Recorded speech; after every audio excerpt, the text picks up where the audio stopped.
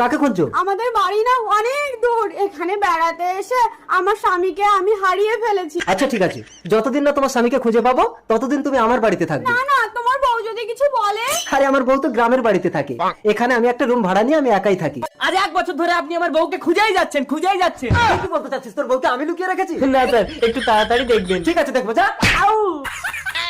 ও police, আজ 1 বছর হয়ে গেল, আমার স্বামীর কোনো সন্ধান পেলে?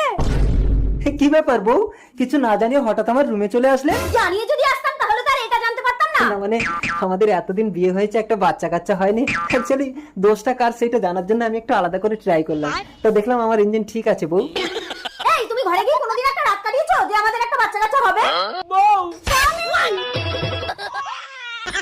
বউ হারিয়ে গেলে কখনো ভুলেও এই পুলিশটাকে জানাবেন না, তাহলে কিন্তু এই বাচ্চা সমেত বউকে ফেরত নিতে হবে। সত্যিটা তাহলে বলেই ফেলি, আসলে আমি কোনো পুলিশ না।